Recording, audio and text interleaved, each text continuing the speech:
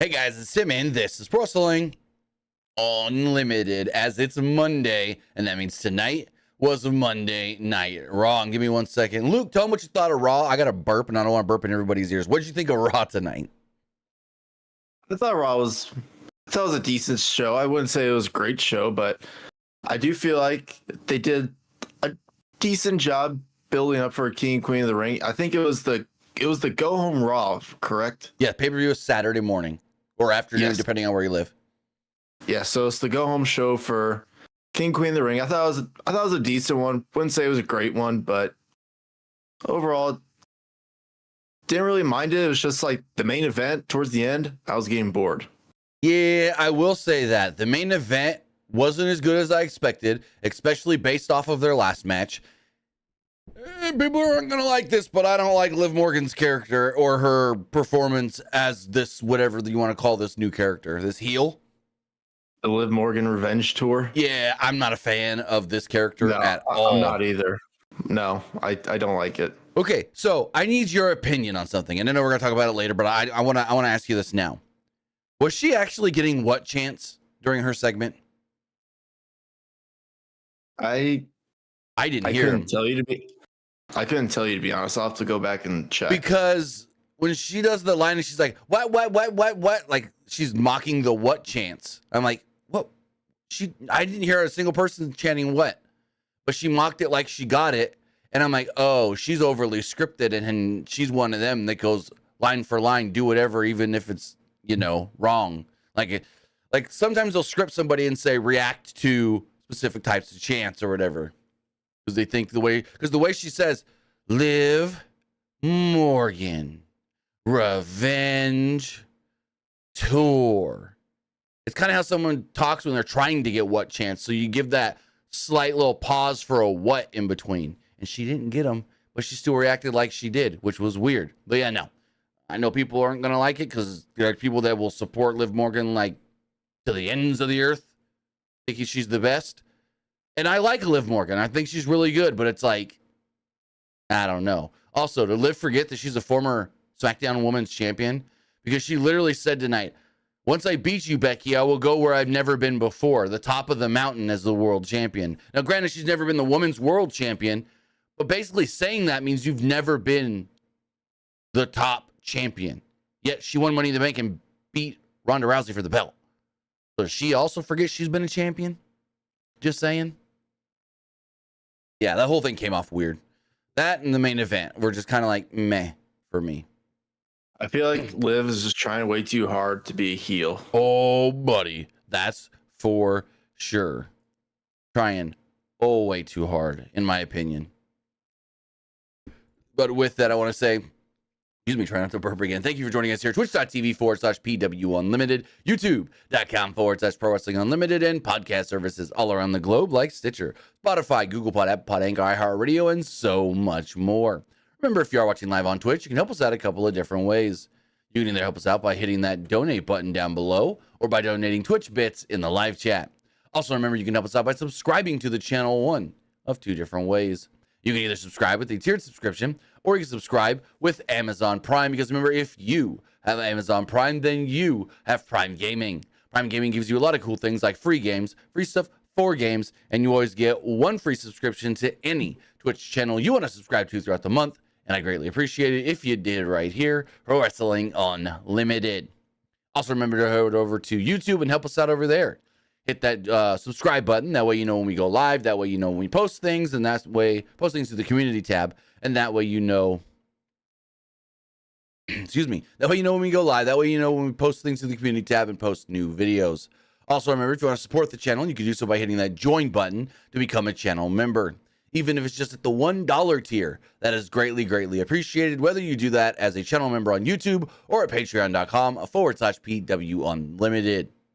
And finally, if you want to get your comment, question, or concern read live on the air, you can do so by donating a super chat in the live chat. And finally, head over to the Epic Game Store.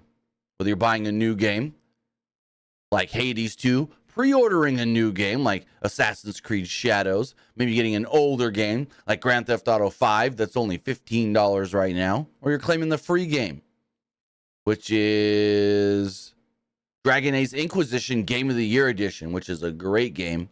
Use this code right here, PWU Unlimited at checkout, and you will be supporting us at no extra cost. Maybe you're getting some new stuff for Fortnite, getting that new car in rocket racing, or some of the Star Wars stuff for Lego Fortnite. Use this code, PWU MLIMITED, for all Epic Games and Epic Games Store purchases. Also, have you started playing Disney Speedstorm yet?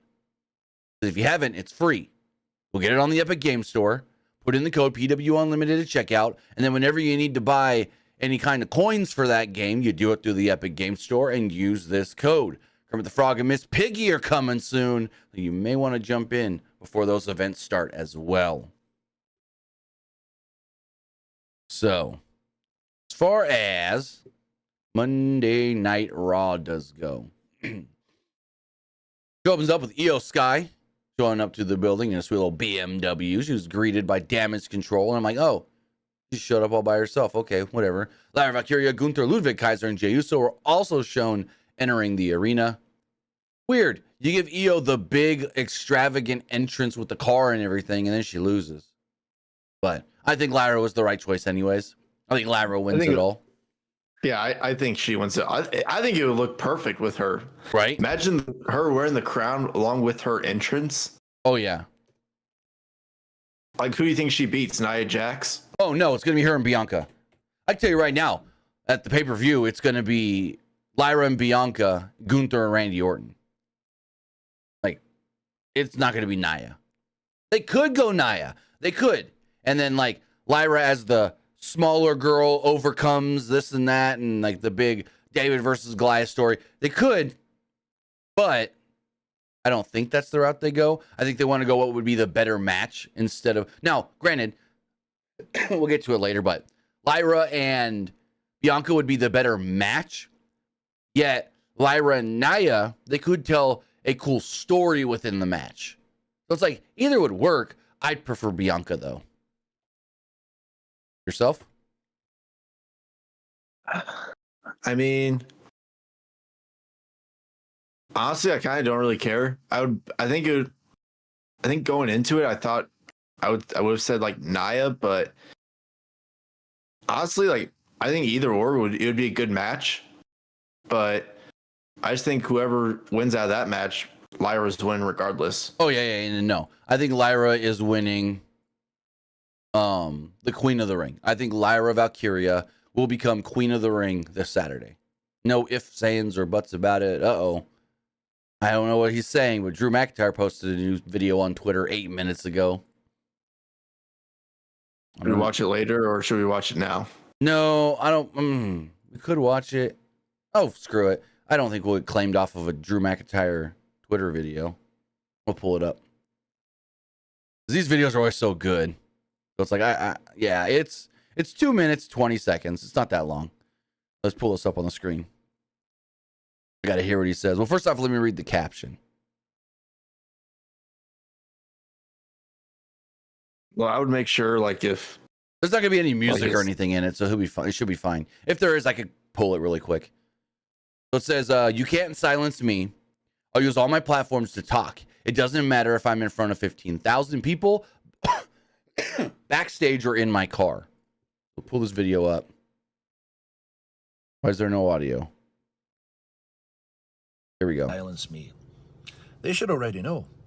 I'm Drew McIntyre and I'm very, very good at this. I'm always one step ahead of everybody. Bring me to the show. Try not to put me on TV. Nah, I'll force my way on TV. And in the end, I got this platform. It's growing. I will weaponize it and I'll say what I want, when I want. There's not a damn thing you can't hear it, can you? Me. So as I was I'll recap it. I'll recap it for you then. It's all falling apart for you, Priest. You lost control of your little emo group. You've got people coming for you. You've basically he's this isn't a CM Punk video like you would think. It's all about Damian Priest. He's saying so far you've lost control. You lost control of your little emo group and things aren't going your way. Started with all the extracurricular that comes with being the guy. I'm having to do that for you. This is very much my locker room. Always has. He basically said, I'm doing all the extra things that the guy is supposed to do. This is my locker room, always has been, not yours. Has been. my turf, where I grew up, and I'm the champion, whether I've got the title right now or not. And it's just a matter of time before I get that title Basically back. said, Priest, it's my championship and it's my title, Made and one good it's point only a last matter of time before I get it back. It wasn't about getting attacked from behind by that bitch CM Punk. It wasn't about leaving right away after the match, which you should have Called done. CM Punk a even though I bitch. literally spelled out what I planned to do, looking for your cheap pops. It certainly wasn't about recycling the same joke Sheamus made already, getting your ass beat by the one-arm man. Again, spinning things, looking for that cheap pop, just like him. He said, yeah, you're looking for cheap pops, just like Sheamus was when he said you got beat by a one-armed man. No. I gave you the blueprint on how to cash in. And look what happened. You ran with it. You won. So in a way, Drew McIntyre beat Drew McIntyre. It didn't matter who was holding the briefcase, because I'm such a leader. He basically said he beat himself when Priest cashed in. But here's the truth. I didn't want you to beat Seth. I made that very clear, no matter how you want to spin it. Watch the footage back. I hate explaining myself, but society is such short attention spans. He said, I hate explaining myself, but if you watch all the footage and see what I did, I never wanted you to win by beating Seth. These days, I literally need to. I wanted to beat the real champion, the man who made the title. So credit where credit is due, just because I think you're spreading yourself way too thin. Again, more advice that might hurt me in the future.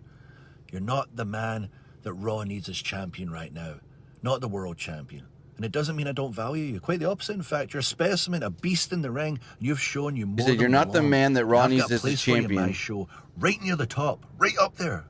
Unfortunately, you reached your peak right around the same time Drew McIntyre started to reach his. That's it. All right. See you soon. Basically said he respects Damian Priest, but doesn't think Damian Priest is the man that should be the champion on Raw. And that Priest hit his peak basically the same time Drew McIntyre hit his peak, and that can't happen. So yeah, it was all about he's coming after Damian Priest and coming soon.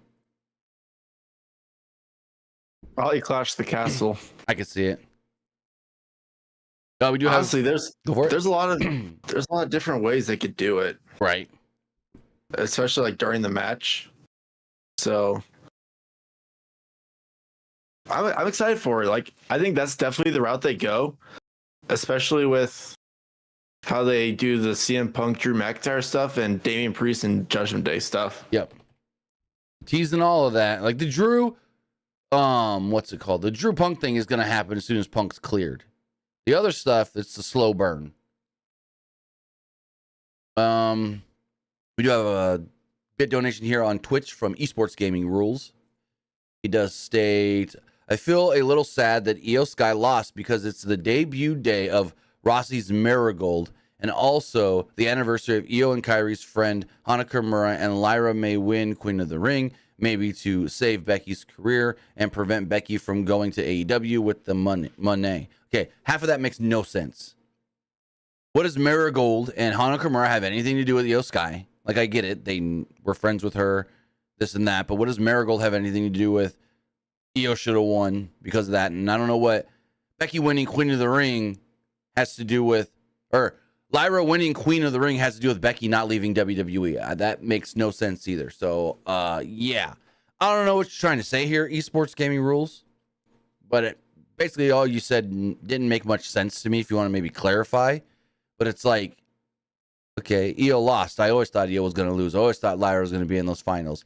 Being, Marigold having their first show last night has nothing to do with, Io. Yes, Io, Kairi, and Akira Tozawa sent flowers to the promotion to say congratulations on your first show. What does that have to do with WWE and their booking? Also, what does Lyra may win Queen of the Ring maybe to save Becky's WWE career and prevent Becky from going to AEW to be with Monet? What does that have to do with anything? Nothing. I don't think Becky leaves. And I don't think, I don't know what you're saying. Anywho, Sami Zayn opens up the show, comes down to the ring, and explains why he chose to defend his title in a triple threat. And I go, he didn't choose it. The GM made the match and said, you got to do it. It's not like he could have said no. When the authority figure says, this is the match, that's the match. Not, would you like to do this? No. Sometimes they do storylines like that where they ask the champion their input, but they didn't this time. Anywho. He said he's got differences and he's got issues with both men, but they're different issues. Chad Gable made it personal, where Bronson Reed, it's all business. Zayn says that his issue with Gable was personal because Gable had a ass kicking coming to him. He's like, you don't German suplex a man right out of his wife's hands, right out of her arms. With Reed, well, it's all about the belt. The match would be a battle of mind, body, and soul. Gable represented the mind because he is a manipulative and he's manipulative and crafty, as Reed is the strength and brute, which is the body. So I guess Sami said he represents soul because of his heart and his passion. This then led to Chad Gable coming out with a very dejected looking Alpha Academy. Like, they did not want to be out there with them, but they seemed like they were forced to be out there with them. He said he didn't appreciate being called manipulative, as Chad Gable said that. He said he wasn't manipulative when he helped coach Sami Zayn to the win at WrestleMania and become Intercontinental Champion. Gable said he was too nice to Sami and too nice to the three clowns in the Alpha Academy. He called Maxine a failure for losing her first match in the Queen of the Ring, and Akira Tozawa was a failure for doing 0 damage to Bronson Reed last week. Gable moved on to Otis. He said, "My Otis." The crowd chanted his name. Gable called him the biggest disappointment on the planet. Zayn then asked Alpha Academy how much longer they were going to deal with this man and his crap. Gable said that Zayn couldn't drive a wedge between them because they already rededicated themselves to him. He basically said, "These three serve me, and that is all they're good for." Gable said he was tired of hearing about Sami Zayn's heart and soul. Gable said that he didn't have to pin Sami to win at the pay-per-view. Gable said he will take his title and his soul. Zayn said the title, well, that match is in 5 days. How about we fight right now? We got a match scheduled for tonight. You're ready to go. I'm ready to go. Let's do it right now. Sami throws the belt down, and Gable gets in the ring. What did you think of this promo segment before we get to the actual match itself? That was a pretty good one, I will say. Mm-hmm. It was very effective, and I like how Sami got involved with it. Like, hey, you really gonna let this guy talk to you like that? Well, that played in later too with the Otis stuff in the locker room and backstage and whatnot. But I had one slight qualm with it, to the point where it's like, oh, Bronson Reed feels like such an afterthought to this match. Like, oh, well, we can't do the same match we already did, so let's throw a random guy in there. And granted, Bronson Reed's not random. He's kind of been intertwined with the Intercontinental title picture for a while. But this segment kind of made me feel like, you know, the match is really just Chad and Sami, and Reed was thrown in there for whatever. So that was my only issue. I do feel like Chad Gable is probably going to win at the pay-per-view. You think Otis helps him based off of what they say later when he's like, Otis, you ready to go to Saudi Arabia and win our title for me? You think Otis helps? Or is this when Otis turns on him? Turns on him in a way of like, I'm not taking your crap anymore. Not turns on him like he's the heel now. Maybe he turns on him like, I'm not taking your crap anymore. Then maybe he ends up winning. He's like, you know what? I never needed you. And he gets the Creed brothers. Yeah, maybe. I mean, there was that tease as well. They're all having that chat. And then when the Creed brothers go to walk away, he's like, hey, remember what I told you? Think about it. Think about it.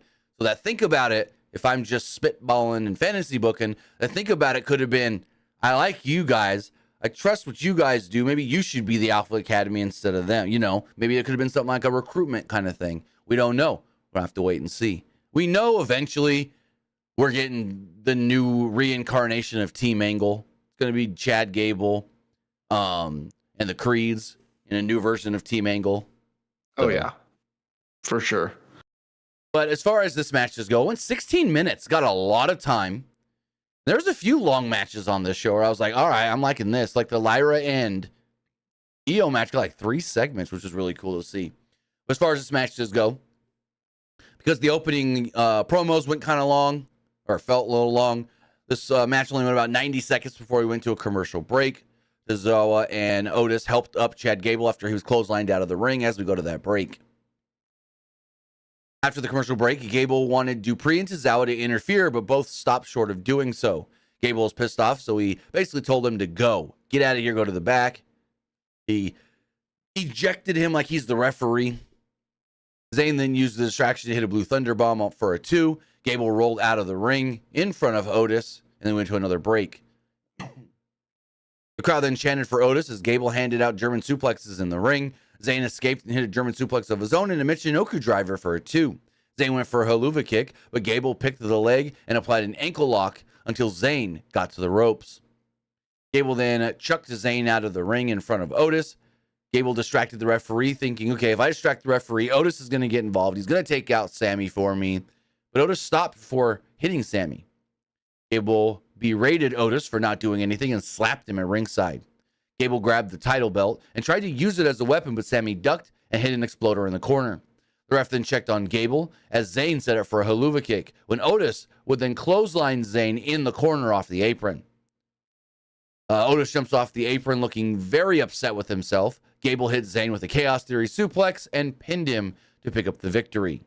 So, good match. We've got the, Otis story of, I don't want to be a bad person. I don't want to help Chad cheat, but Chad's been there for me for so long. Chad's my friend, my best friend, my mentor, my coach, my everything. I can't go against what he wants. So, Otis is very conflicted, and in the end, so far, ends up siding with Chad and doing what Chad wants. So what do you think of the match and everything that goes with it? Also, one other thing. Otis and Chad celebrating in the ring later, and the crowd was giving them Kurt Angle, you suck chants. Honestly, I thought the match was good. Yeah.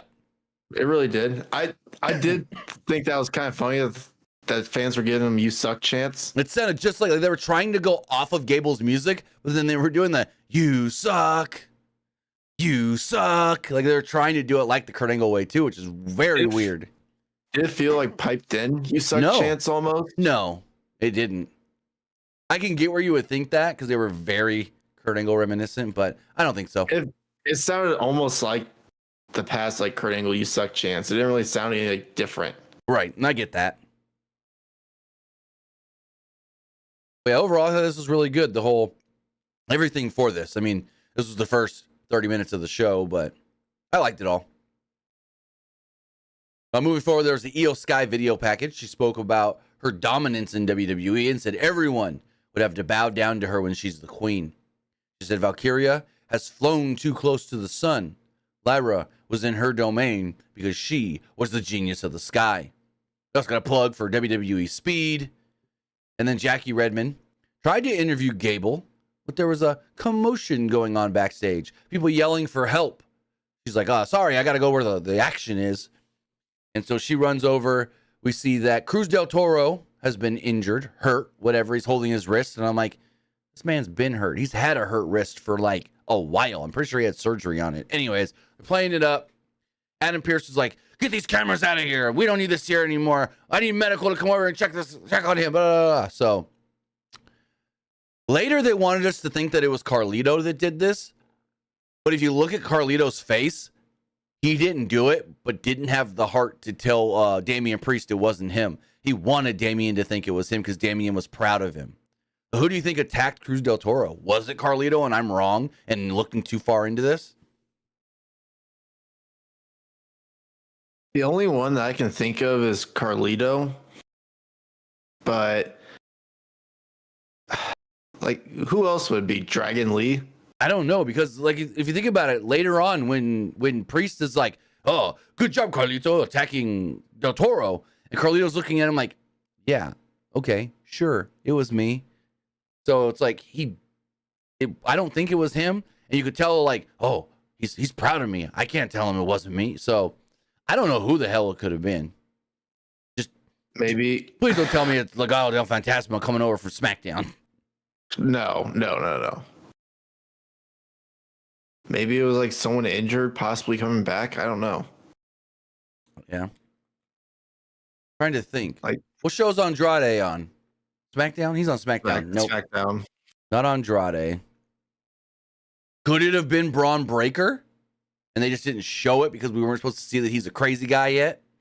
But that was like the first little hint of someone's going to beat people up backstage. I could see it. Could have been Braun now that I think about it. Speaking of Braun Breaker, he had a matchup next where he took on Kale Dixon. Only ever seen him once. First I was like, who is this guy? And then I go, oh, I've seen one of his matches. But yeah, most people probably didn't know who Kale Dixon is. He's an NXT wrestler. So, where was I? So the match, go for it. What if it was Dijak? Oh, that'd be a good one. I'd like that. Like, I'm bringing justice to Raw. There you go. Not a bad idea.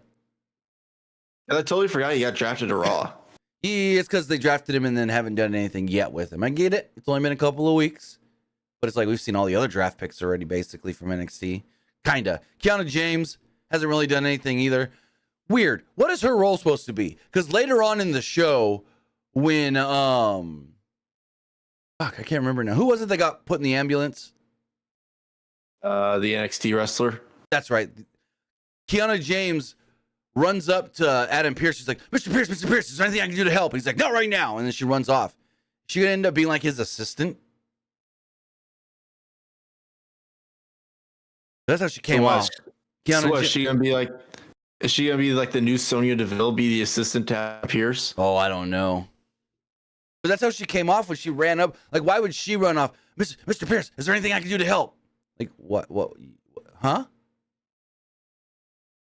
Because at first I was like, okay, is she a lawyer? Is she someone need litigation? Is she gonna be his assistant? I don't know. But as far as this match does go, went a minute and 40 seconds, and boy, did they make Braun Breaker look like a beast. But I'm still sticking to my guns of last week.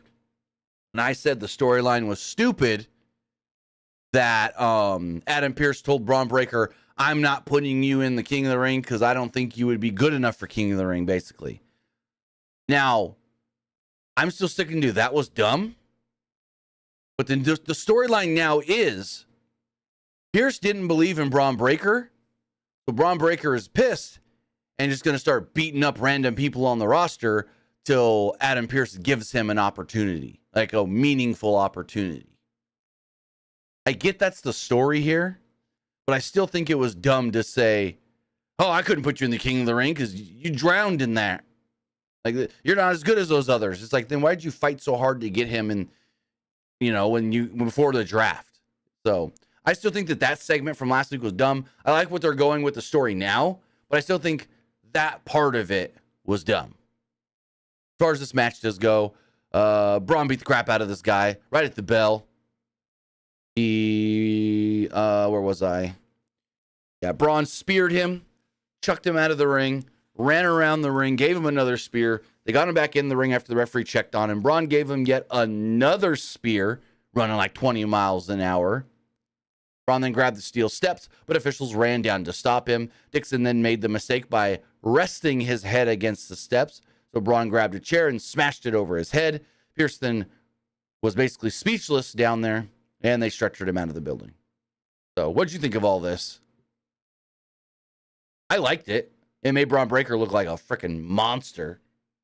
Oh yeah, this basically made Braun Breaker look like a monster. Also, I looked this up. Pat McAfee said that Dixon was on The Bachelor or Bachelorette as a contestant. It's true. This man was on The Bachelorette. Never really got into that show. Me neither, but when Pat said it, I was like, no, he wasn't. What? And then he was.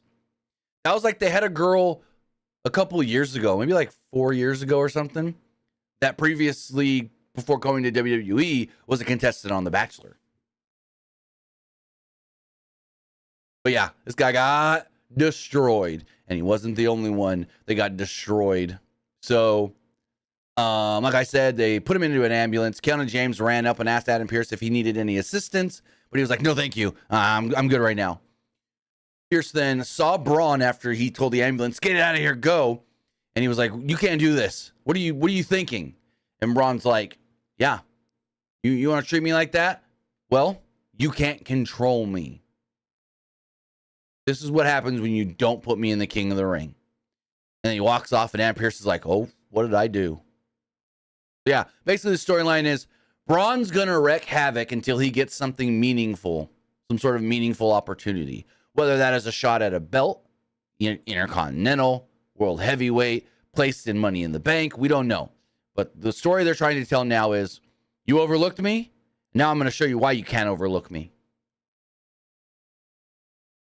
So I will say, like I said, they saved the storyline, but still the segment last week sucked. Any other thoughts on all this? It's going to be interesting how they kind of use them now. Who gets beat up next? So far it's been Dixon here and then Ricochet later. Maybe they do Dragunov and Braun Breaker rivalry. You think he destroys Dragunov? I was going to say Tozawa. I was going to say, like, he beats up Tozawa next or something. Or you could bring in other NXT guys or random local wrestlers. Or, what if Chad Gable's like, Tozawa, you need to prove yourself. You're going to fight Braun Breaker. Right. Also, Bangs, you were correct the first time. It's Braun, B-R-O-N. Braun, B-R-A-U-N, is Braun Strowman. Braun Breaker is B-R-O-N, B-R-E-A-K-K-E-R. They got that double K in Breaker. We got a hype video recapping the Queen of the Ring tournament on the Raw side for Io Sky and Lyra Valkyria.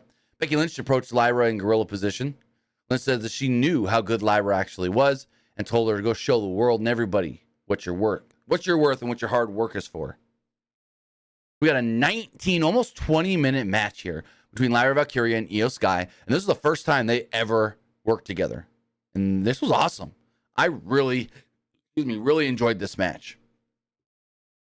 So 90 seconds in, we go to a break. Not much happens before that.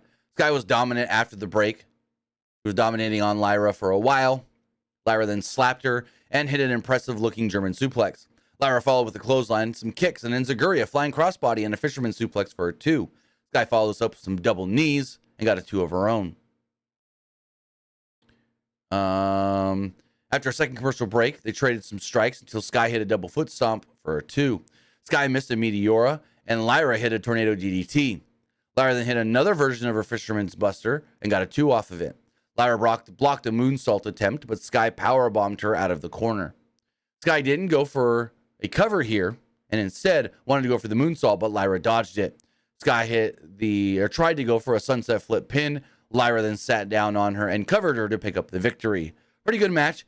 Crowd was in and out on this throughout. More a little out than in. I wouldn't say it was the best of crowds tonight, but when Lyra won, it felt like a big deal, and the crowd did pop for it. So I will say that. What did you think of the match itself? Also, Banks says, I was calling him back to Braun Strowman. I was like, oh, okay. When Braun was wanting competition. Gotcha. Okay. That makes sense then.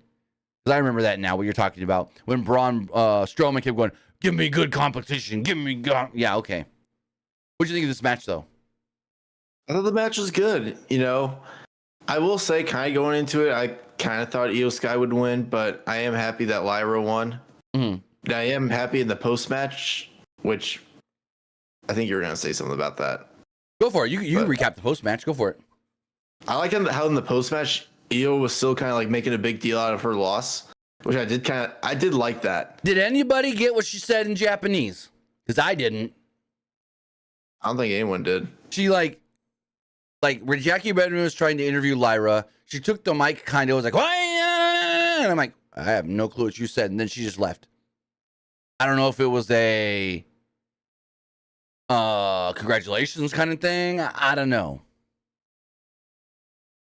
Someone in the YouTube chat said we forgot the QR code. No, I just didn't see it. I didn't forget it. I just never saw it.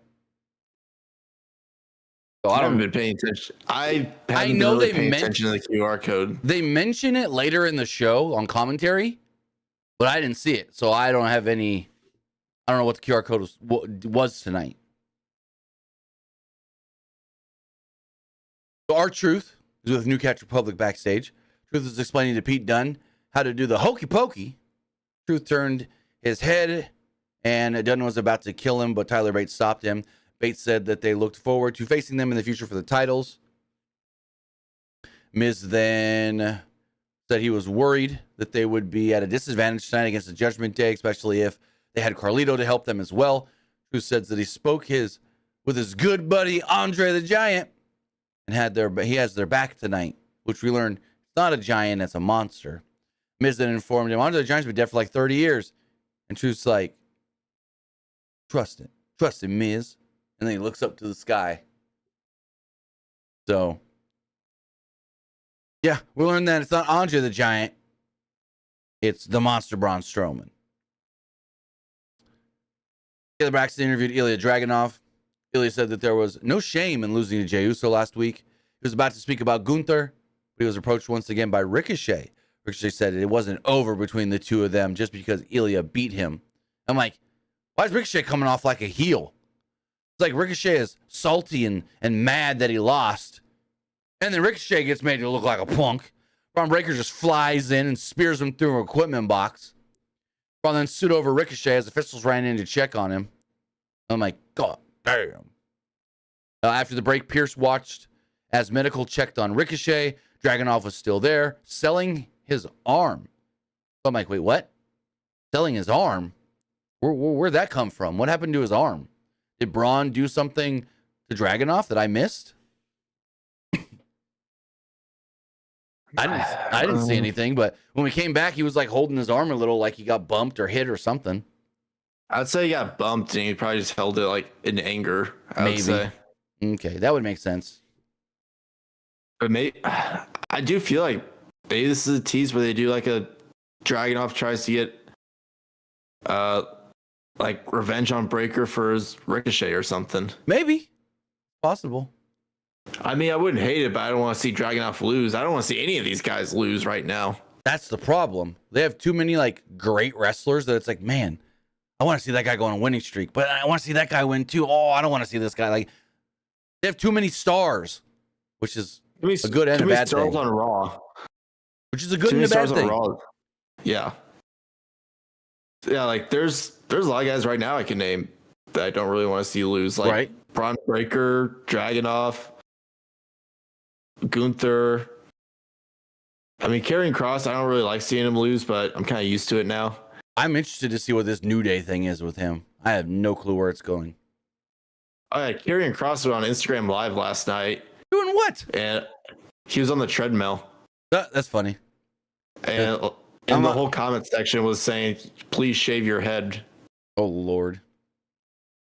He said, right now, I don't really see the need to shave it, but if WWE Creative wants me to do it, just look how I used to look in NXT, I'll do it. Nice. Moving forward, we got a video package hyping up the Raw side of the King of the Ring tournament. It was a video package mainly about Jey Uso and Gunther. Then we got a really good Gunther video. He's in an empty arena. He's in the stands. And he admitted that he was wrong about Jey Uso, who has become the hottest thing on Monday Night Raw.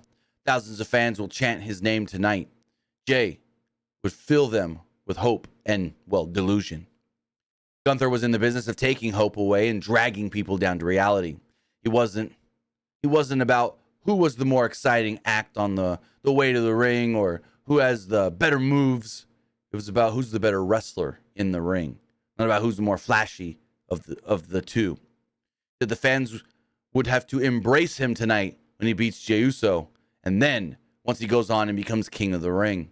I said it from the start, King Gunther, and I'm sticking with it. King Gunther. If it's him and Randy, it's going to be King Gunther. If it's him and Tama Tonga, it's going to be King Gunther. I think there's no way Gunther loses on Saturday. I'll eat my words if I'm wrong, but I don't think there's any way Gunther loses.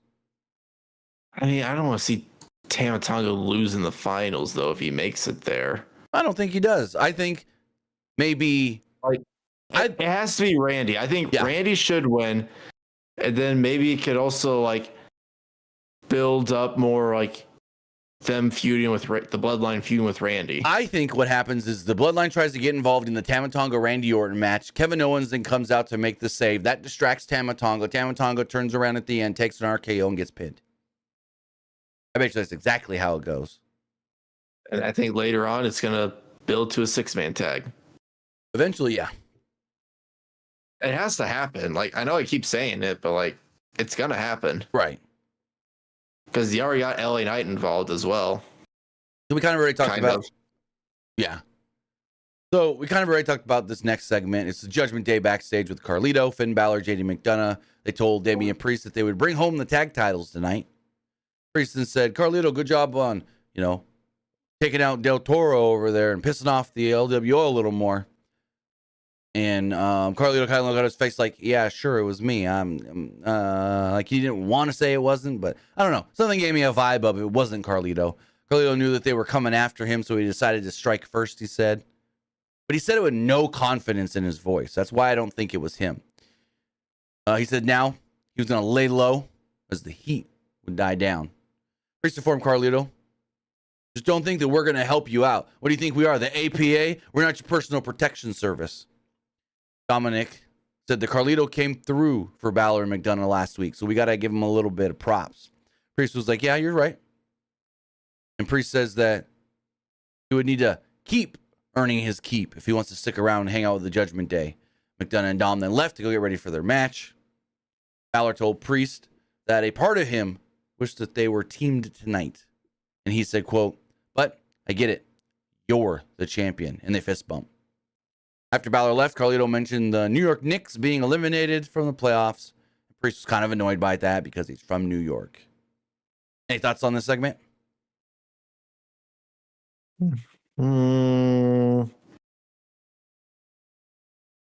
I don't really know.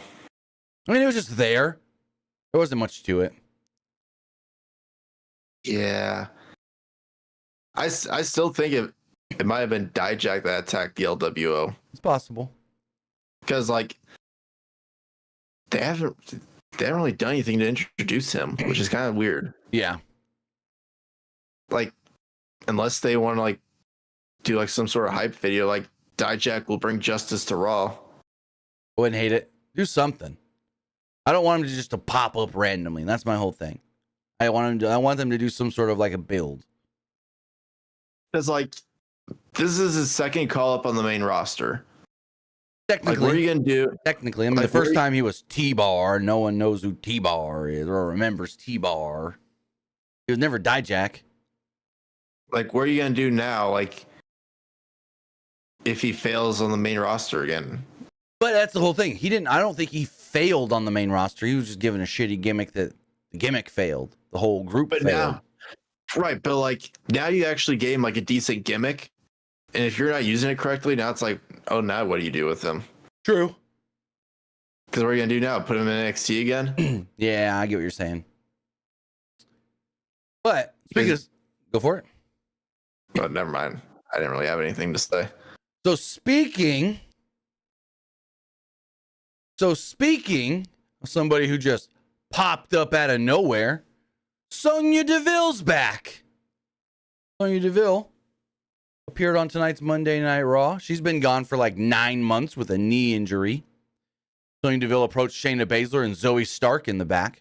Baszler said that she wasn't really excited or happy to see Sonya here tonight. Deville then introduced herself to Stark and had a proposition for them. Shayna blew her off. Basically, she got Stark out of there. So, are we building up? Sonya wants to be a manager or something? Maybe she wants to manage Shayna and Zoe? Didn't come off as somebody who wants to be a partner and team and wrestle. Seems like someone that wants to, like, I got a proposition for you guys. How about I help you guys win your matches and be your manager? That's how it came off. What did you think of the return of Sonya Deville tonight on Raw? It was kind of unexpected. I did not expect that at all. So, it was very unexpected, and maybe 10, 15 minutes. Actually, I can tell you exactly when.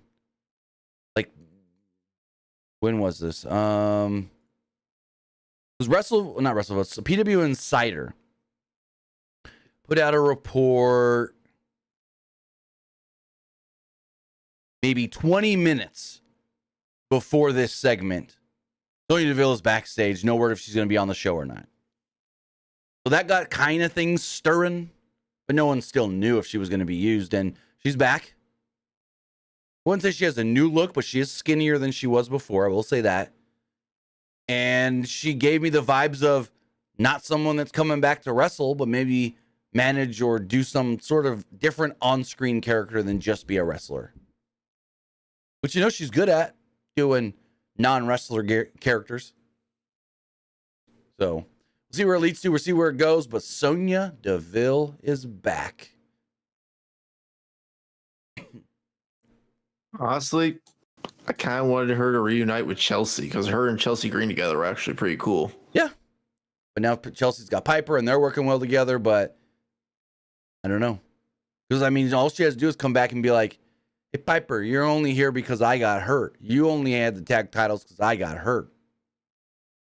So, I don't know. Maybe the whole Shayna thing was like to make you think she wants to work with Shayna, but then eventually she's going to go to Chelsea. I don't know. We'll see. There's time to build this up.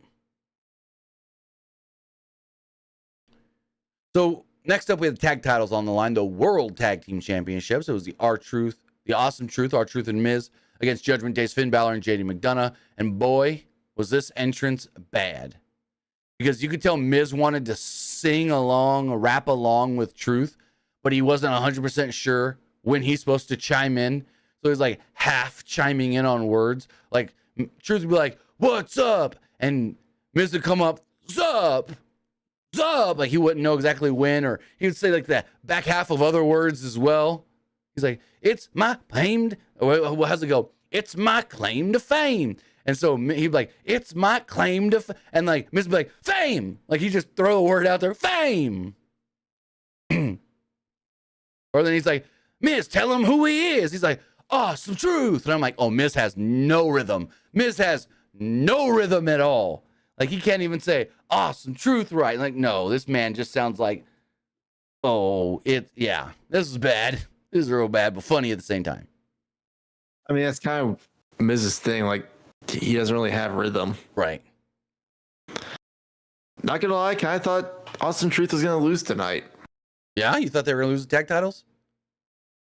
I felt like it was too random of like a just thrown together match. I get it. We did the number one contender thing last week, but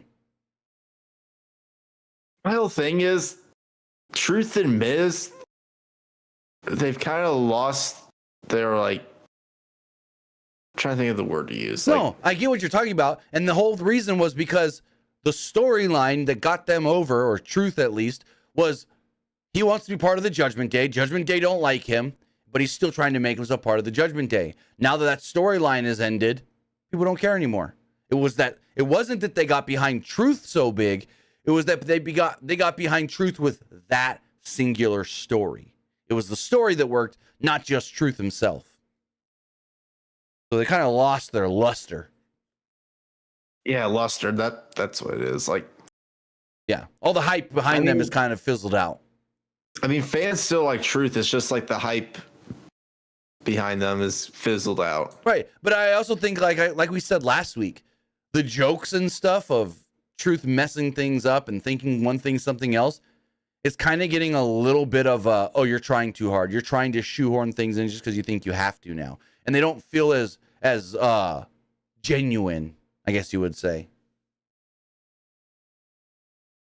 So far as this match does go, Dom tried to cause some distraction early on, and Judgment Day do take control as we go to a commercial break about 2 minutes in.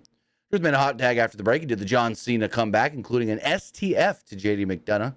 No, to Finn, and McDonough broke it up. Excuse me. Truth then tossed McDonough from the ring, and Balor applied a schoolboy for a 2, followed by a sling blade. McDonough then tagged in, but Truth and Miz each handed out 5-knuckle shuffles. Carlito then ran down, but Miz quickly knocked him off the apron and wiped out Balor with a dive. Truth then gave Miz a flatliner, but Carlito put McDonough's foot on the ropes to break the hold, or the count. This is when Braun Strowman would march down to the ring and launch Carlito into the dasherboards. Strowman then chased JD around the ring. JD jumped back in the ring. Truth grabbed him, attitude adjustment, pinned him 1, 2, 3. Awesome Truth are still your champions. And do you want to know the obvious tell on how I knew that Braun was not going to punch anybody tonight? What? Because he was wearing all of his rings. He was wearing his jewelry. Typically, if a wrestler still got all their jewelry on, they're not throwing punches.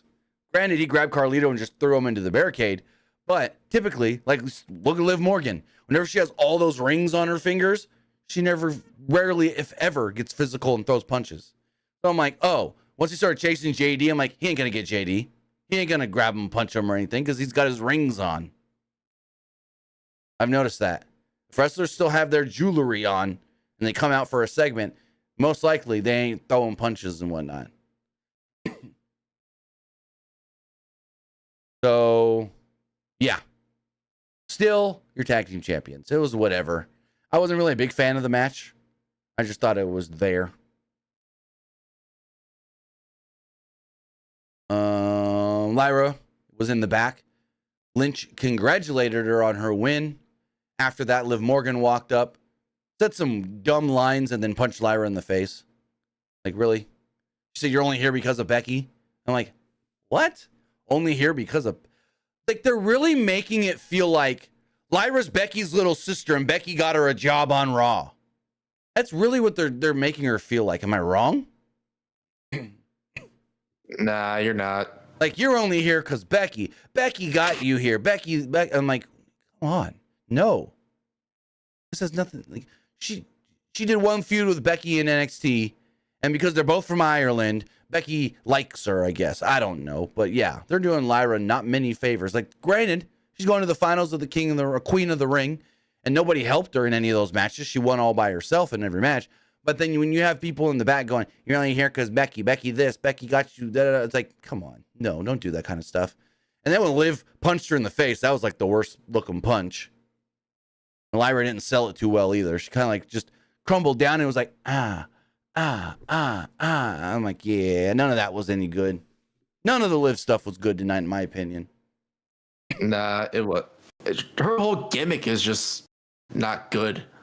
Is she supposed to be pissed off at the world? A mean girl? I don't even know. She's on her revenge tour. Will they want her to be Taylor Swift? Eras tour. Revenge tour. I don't know. I think she's one of those people who really benefits just from just being a babyface and not really a good heel. Big time. Liv is an amazing babyface.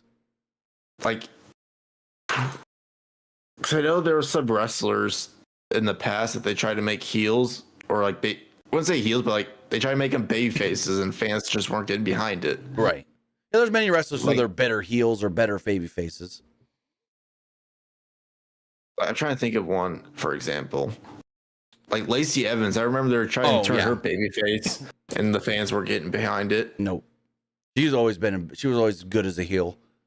Sonia Deville's another one that was a better heel than a baby face if we're keeping on the women's side. Mandy Rose. Yeah.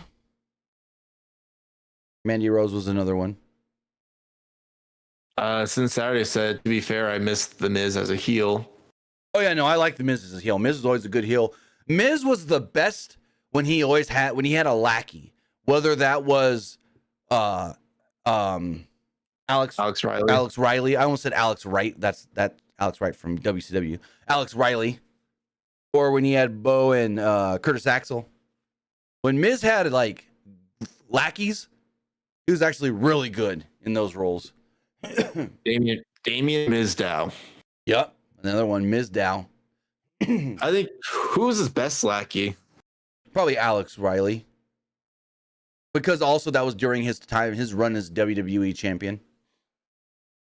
Granted, the time when he had Bo and Curtis Axel, he was Intercontinental champion, and that was really good. Maurice was around for that.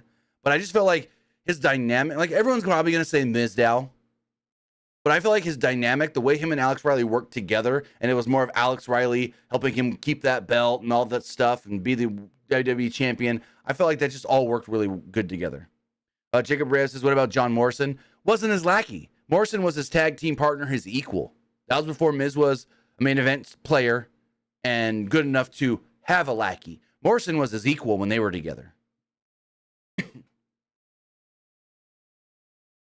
So as we move forward, Bronson Reed approached Sami Zayn.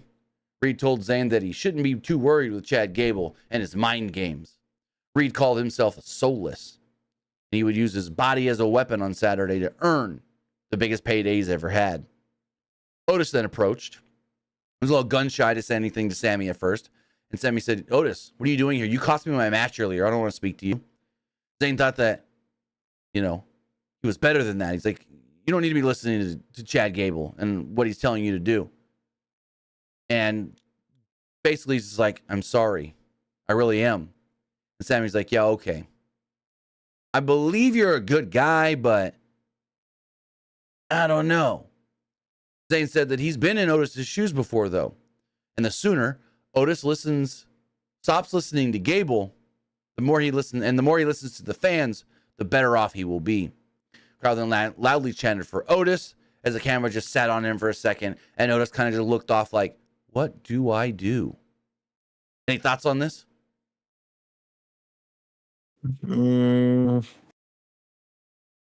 It's an interesting one. I mean, they're building up to that big pop when Otis finally has enough with Chad Gable disrespecting him. So what do you do then? Like, once Otis leaves him, do you just have him, Tozawa, and Maxine go down to NXT? No, I don't know about going down to NXT, but then you can push Otis as a singles guy. Give him a couple of wins. Maybe Chad wins the IC title and Otis challenges him for it. I don't know. I do feel like they should put Tozawa in NXT for a little bit. I would say keep Tozawa on the main roster and let him do some of them speed matches. They need to get rid of his comedy stuff. Let him actually just be a wrestler. Yeah, he doesn't need to be doing that dance. Like, he even made a tweet about it in the past. He just said, all I want to do is just wrestle. Right. Telling you, they got this speed championship. What they really should have done was bring back the cruiserweight title. I think the cruiserweight title could have been very beneficial. Why did they get rid of it? Was that like a Vince move? I don't know, but they just kind of merged it with the North America title in NXT. Like Meltzer, something never reported on it? Not that well, maybe, but I don't remember. So, looks like you're going to look that up. So as you look that up, I'll talk about this Becky Lynch, Liv Morgan segment. Becky comes out to the ring. You know, Liv Morgan hasn't beaten her before, but we're now dealing with a much different Liv Morgan. Morgan quickly interrupted. Morgan said that she didn't care about the other women on the roster and barely even cared about Becky. She once cared about completing. All she cares about is completing her revenge tour. Her Liv Morgan revenge tour. I'm like, could you have drowned that out and droned that on anymore? Lynch said that Morgan finally figured out her purpose. And Lynch couldn't relate because, well, she knew her purpose when she was 15 years old, to be a professional wrestler. And then she wrote a book about that purpose. Because again, she didn't have to find her purpose. She knew her purpose. She said she wanted equality and to change the game, to break through the glass ceiling in main event WrestleMania. And what happened? Well, she did it all. Lynch's purpose has remained the same. When she left this place, she wanted it to be a better place than when she found it. Lynch said that Morgan's purpose was revenge, but wondered what she would do next. If you beat me, what comes after that? Morgan kind of didn't know what to say at first. Kind of felt like she lost her way. She then mocked her comments about breaking barriers because Lynch was the most selfish person in the company. Lynch didn't care about this place or the fans. Morgan said that they couldn't hear her because they had their hands shoved up Becky's ass. She then said, what? And I never heard what chant. So she was like, maybe there was, and I didn't hear them through the TV speakers. I don't know. Morgan said that she would get her revenge. And after 10 long years, she would finally stand to top of the division, top of the mountain as the champion. And I'm like, you've done that before. You beat Ronda Rousey with the Money in the Bank briefcase. You forget? Lynch said that the fans knew Morgan was lying. She couldn't fool them. They knew she would always put her body on the line for them. Becky, that is. Lynch says, you know what? Why wait till Saturday? Let's fight right here, right now. Put your money where your mouth is. Morgan then looked like she was going to jump in the ring.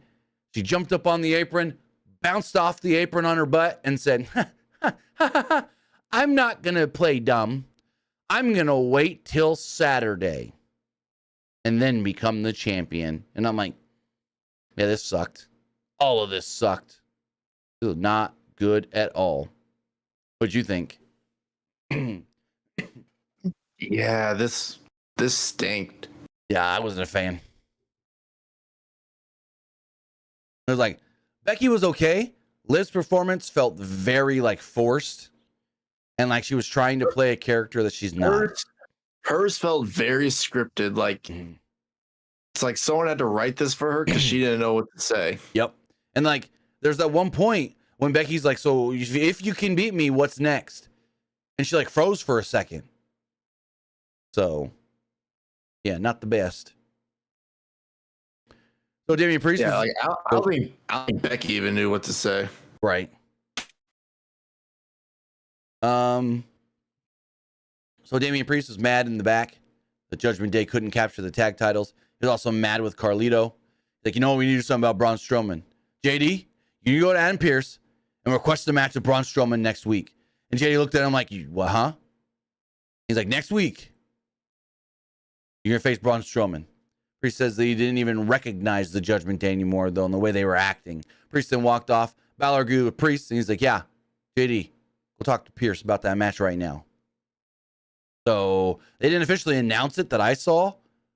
But JD McDonough versus Braun Strowman next week. Braun's going to kill him. Braun Strowman, that is.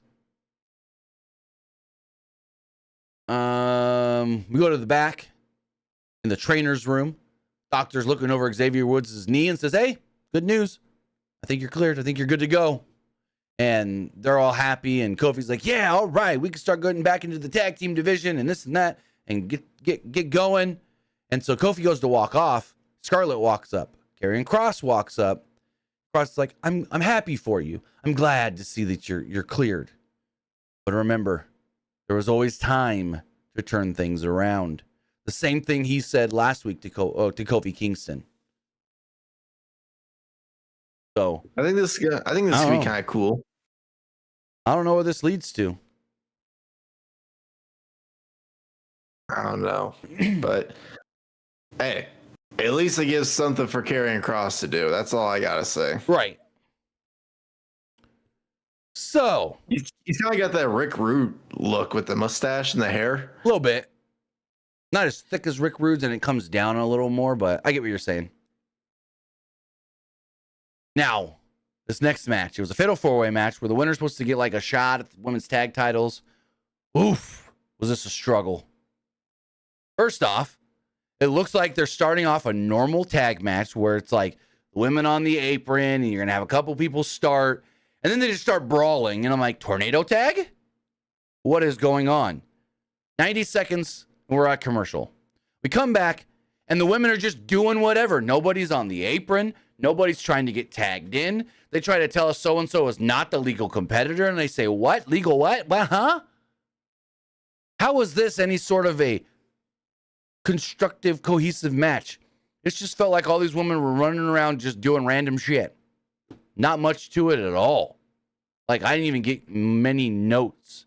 Other than at one point, Maxine Dupree went for the Caterpillar. And I think it was Zoe kicked out of it. And immediately she got her in an ankle lock. But then she got out of that. And yeah, it was Dakota Kai. And then Kyrie tagged in. This is weird too. So Kyrie tried to get into the ring. Dakota slides out of the ring. Then Dakota halfway slides back into the ring. So like only half of her body is under the bottom rope. And she goes like this and goes tag.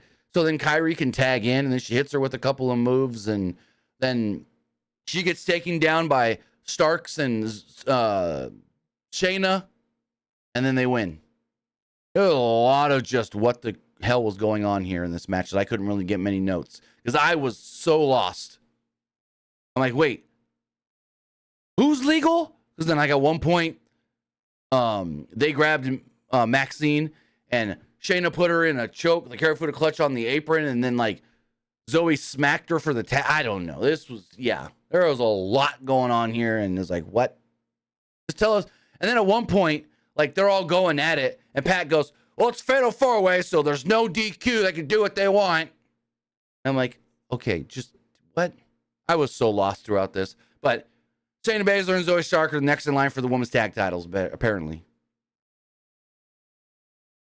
I mean, they're not going to win it, but I thought, and I still think, that like Sonya Deville was going to come down and help them, and maybe Sonya comes and helps them in the tag title match.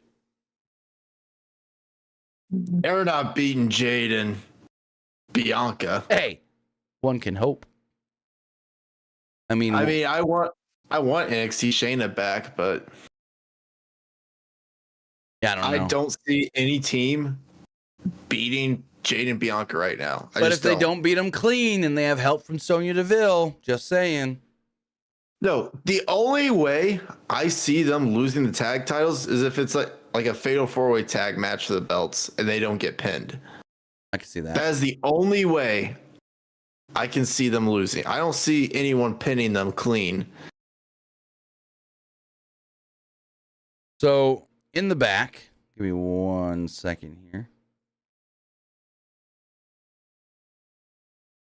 So in the back, Kayla Braxton interviewed Ludwig Kaiser. She wondered if Gunther was overlooking Jey Uso and only looking straight at the finals of the King of the Ring. Kaiser said that Gunther has repeatedly proven that he's superior to everybody else. Kaiser hopes that Jey takes the loss better than Sheamus did. The guy who used to love to fight. Sheamus has become nothing. He is no longer a Celtic warrior. He is a keyboard warrior. Sheamus could stay home and protect his legacy, or he could come back to be put down by Kaiser. So Kaiser wants to fight Sheamus bad. Any thoughts on this before we talk about Drew popping in? I mean, him versus Sheamus would be a fun match. Right. But yeah, I mean, that's all I got to say. Then Drew McIntyre pops in. He starts talking to Kayla. McIntyre thought that it was funny that Pierce didn't schedule one of the biggest stars to be on the show tonight. McIntyre said that Priest did not get one over on him last week. McIntyre got what he wanted, and that was a world title match. Priest was spreading himself a little too thin, just like Seth Rollins did. McIntyre planned on beating Priest and beating him soon. Emphasis on the word soon. So, as we see, very shortly, we're going to get that Priest-McIntyre match. Maybe Clash at the Castle. Should be Clash at the Castle. And there's two great things they can do there. They can either have him win the title in his home country, actually his hometown, Glasgow, but then also, I wouldn't be against CM Punk screwing him in Glasgow as well. It's like both ways are positive if you really look at it. I think it's going to be like some different scenarios here. Drew wins because the Judgment Day screws over Damian Priest and sets up Finn versus Damian Priest at SummerSlam. Possible. And then like Drew wins the belt and during the celebration, Punk attacks him. You can do that. Or Drew's about to hit the Claymore on Priest. CM Punk screws him. Priest wins, but then the Judgment Day attacks Priest during his celebration. I like that one. You get multiple things going forward off of it. I think it's going to be I do think there's going to be like two attacks though. Right. But it's just basically who's going to win, who's going to lose, and how's it going to like which attack is going to happen during the celebration. Exactly. Almost. Do you think this match main events Clash at the Castle? If Punk is involved, yes. I think it should, because if Drew McIntyre is facing Priest, you should have this match main event. Well, yeah, that too. McIntyre should main event the Clash at the Castle show. And I don't know if... Do you think Cody defends his title? Yeah. Who do you think he would face? I think Cody's going to defend it every show. Cody's going to be that guy that defends every month. Every pay-per-view. Against who, though? Ooh, that's tough. I'm trying to think who's on SmackDown. I mean, we saw the AJ match already. We're getting Logan Paul. Are they doing both belts on the line? No. If you watch, Bobby Lashley? if you pay attention on SmackDown, Logan said, "I'll only do the match if his belt's on the line, not mine. And Cody agreed to it. They wanted they wanted you to think both titles were on the line. That's the whole thing. Yeah, Lashley would work if once he's clear, but he's injured right now. I almost said Solo. I mean, you could always go to Solo eventually. I think eventually he'll have to defend against Solo. Nakamura, go back to that. Maybe Nakamura wins the number one contendership match. Andrade. Actually, I'd really like that one. Andrade and Cody would be a hell of a match. Okay, this is interesting. So I didn't say it earlier, but I was thinking it during the segment. When we saw Cruz del Toro attacked backstage, well, Dragon Lee wasn't there with the rest of the LWO. Well, on WWE's website, Dragon Lee is listed on the SmackDown brand. Not the same brand as the LWO. Maybe they just didn't update it. They've updated it for everybody else. That's weird. It's very interesting. Because they said in the draft he was drafted as part of the LWO. Huh. That's weird. That's one to look into.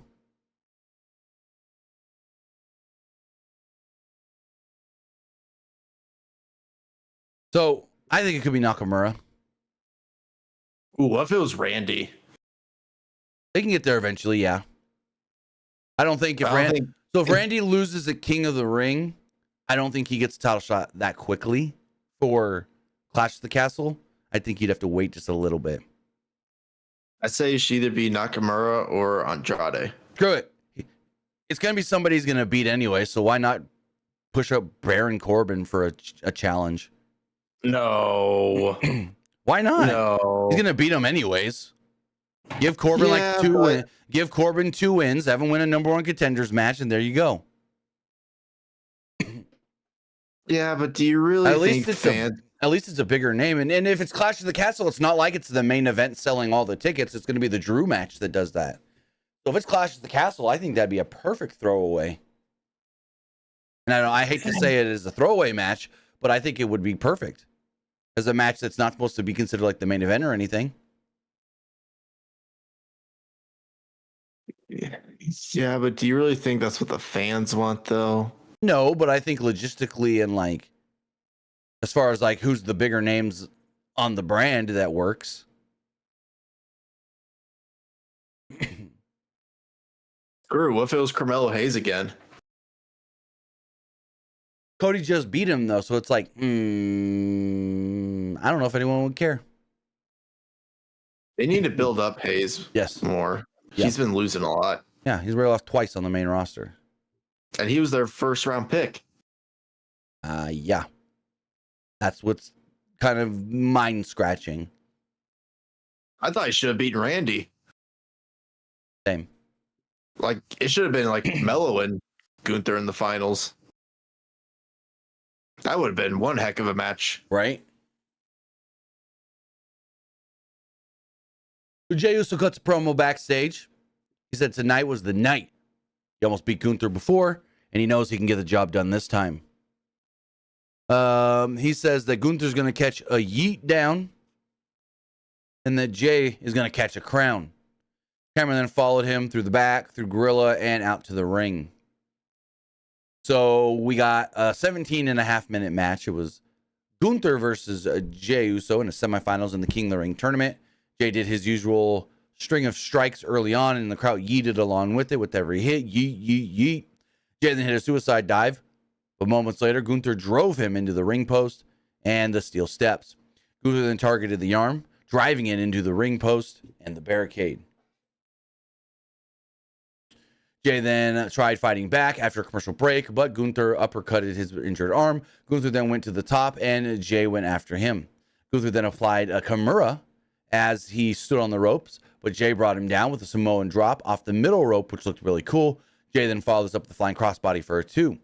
Gunther hit hard chops, and Jey fought back, but Gunther knocked him down with some chops again.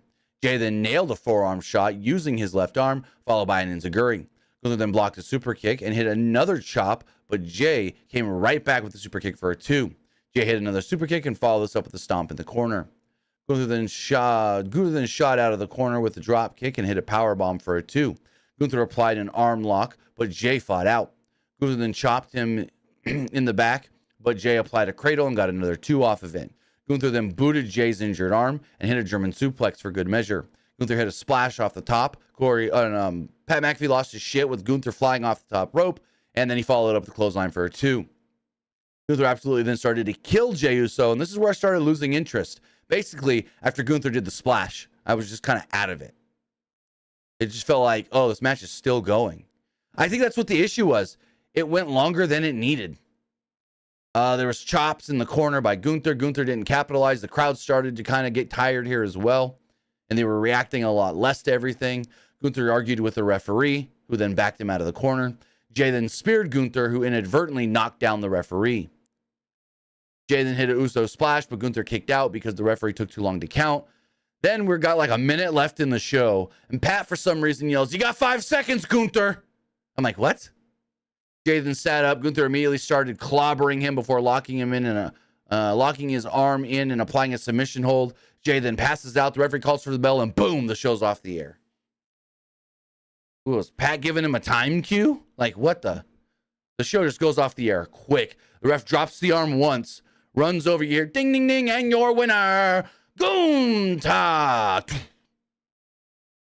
We're in New Zealand and that survival competition show.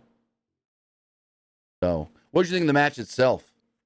Another Gunther match that literally went to the last second they had before they had to go off the air 2 weeks in a row. Not 2 weeks in a row, but the Sheamus one did the same thing 3 weeks ago. I mean, the beginning of the match wasn't bad. Towards the end, I got bored. Yeah, me too. Crowd seemed it as well. Then once, yeah, it was kind of weird. Like, once they said, "And your winner, Gunther," then boom, off the air. Yeah, they had no time. It's like, you can give them an extra 30 seconds, 20 seconds to see Gunther celebrate. It's not like you go into the news on Fox. Yeah. NXT gets overrun every week, but it's whatever. I thought the match was okay. I would say Jay had one of the, I don't want to say it, but Jay had one of Gunther's worst main roster matches tonight, unfortunately. This is something you gotta say. This wasn't the best of Gunther matches. Wasn't the best of Jey Uso matches either. I mean, it was better than Jey Uso and Jimmy at WrestleMania, but that's not saying much. You hear their excuse on why that match wasn't as good as it could have been? What? Apparently they had time cut, and so they couldn't do everything they wanted to do. I find that hard to believe. Yeah, I don't know. That's apparently what's being said. But if you are watching live on Twitch, the poll, I didn't like it, is live now. It was all right.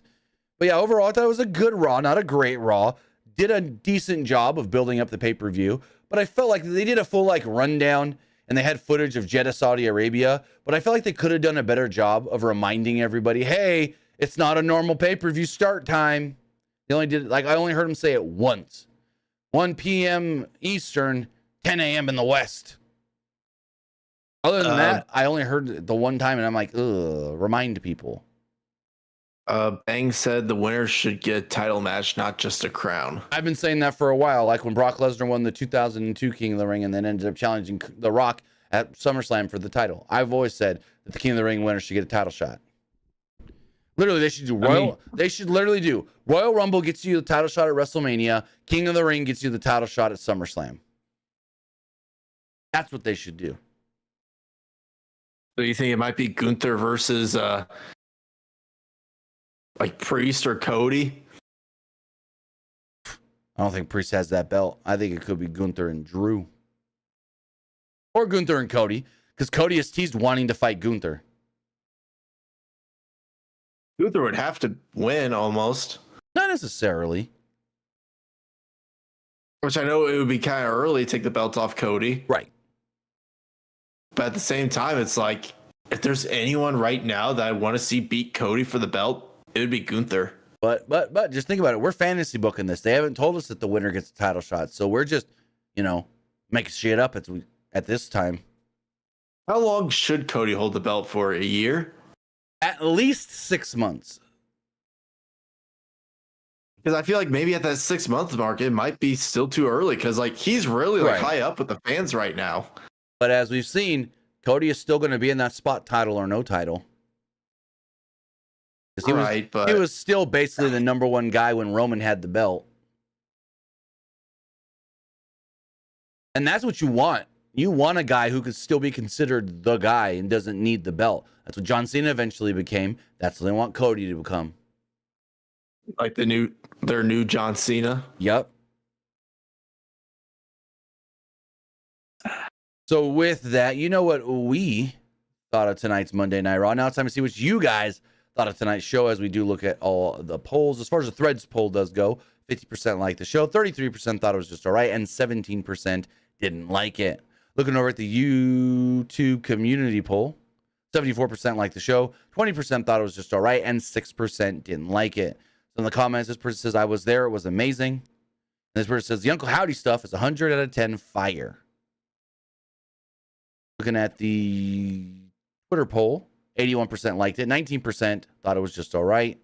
YouTube live poll, 74% liked it, 21% thought it was just all right, and 5% didn't like it. Finally, the Twitch poll, 75% liked it, 25% didn't like it. With that, guys, that is going to wrap everything up. I want to say thank you for joining us here. Twitch.tv/PWU Unlimited, YouTube.com/Pro Wrestling Unlimited, and podcast services all around the globe like Stitcher, Spotify, Google Pod, Apple Pod, Anchor, iHeartRadio, and so much more. We'll be back on Wednesday with AEW Dynamite, then Friday for SmackDown, then Saturday for King and Queen of the Ring, then Sunday for Double or Nothing, and then back here Monday next week for another Monday Night Raw. But Luke, you're not Gunther. Luke, I was literally looking at a picture of Gunther. Luke, tell them where they can find you. You can find me over at Twitter X at Petke_21. And you can also find me over at Twitch at Young Grasshopper Luke. But that, guys, have a great night. Have a great rest of your week. And we'll see you later. Have a good one, guys.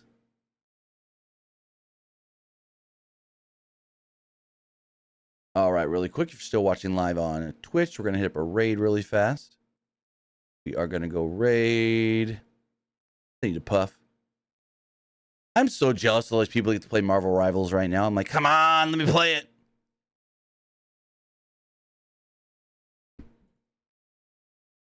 Puff the Wrestler. He's playing some Fortnite, so go over there, hang out with him. Have a great night.